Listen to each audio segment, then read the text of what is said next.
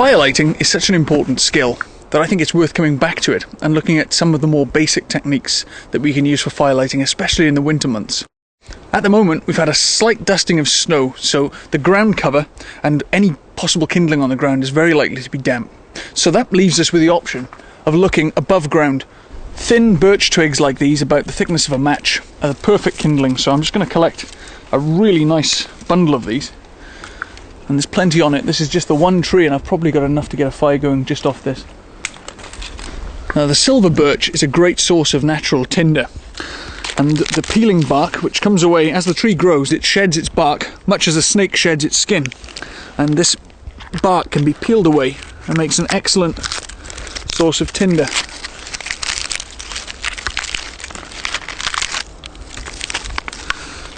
Now the reason it's such a good firelighting material is because it's so rich in resin and oil, so it burns with a very, very oily orange flame. And before we start to light a fire, we need to select a good spot that's safe to light a fire in. Now the things we're looking for is a lack of overhead cover, so we don't want any tree branches that could ignite if the fire gets quite big, and also we want to make sure that the ground it's on won't continue to burn long after we've left. And that means we're looking for bare mineral soil, which is proper earth, not the kind of decaying vegetable matter you find in, say, pine forests and that sort of thing.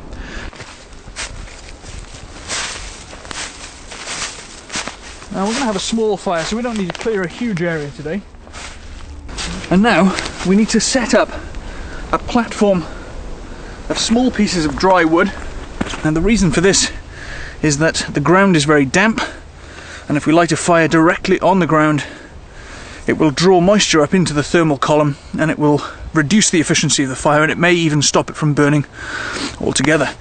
I always keep at least 3 or 4 different methods of lighting a fire with me, so that normally includes something like this, which we've already looked at, which is the Swedish fire steel, or a ferro rod, which is an alloy of 11 different metals which, when struck with a knife, creates a big shower of white hot sparks. These are really effective, and also they'll work even if they've been immersed in water. Now these are really useful as well because A, they can be used for firelighting very effectively, and they're very reliable. You can just give them a shake after they've got wet and they're usable again, and even if the fuel's all gone, you can still use the spark to ignite tinder. When it's been really damp, as it quite often is here in Wales, I like to use little pieces of cycle inner tube like this. Now these are a last ditch method. They smell horrible, but they are very effective, so once you've got one burning, it continues to burn and it will ignite. Another thing I like to keep with me is some pieces of cotton wool soaked in Vaseline, and to use it I just fluff it up. We can then ignite it using the fire steel. Now that we've ignited our cotton wool, we're slowly going to start to build the fire up using the driest pieces of kindling that we have. Now if we have any nice pieces of dry birch bark, that's always a good way to start things off as well, so I'm just going to throw a few of those in here, just to get your early stage kindling going.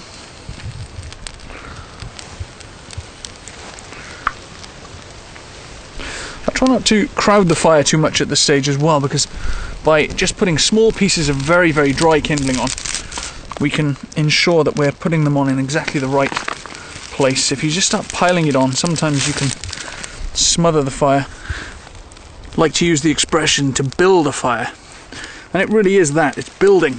You're not constructing the fire before you light it, as some people do.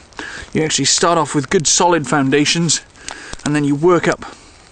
It's always worth remembering the rule of firelighting that we call the fire triangle.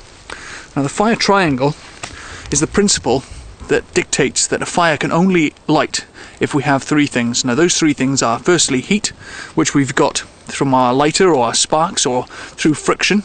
We also have fuel, which is our material, our tinder, and our wood that we're burning. Now the last thing, and just as important, is oxygen or air, which is all around us, but occasionally you need to help things along, so that's why we blow the fire in the early stages occasionally, just to get more oxygen into it and allow it to burn effectively.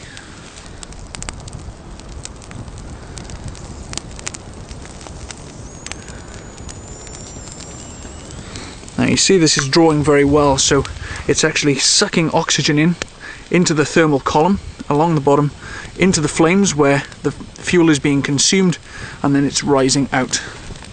And it will continue to do that as long as we keep putting fuel on.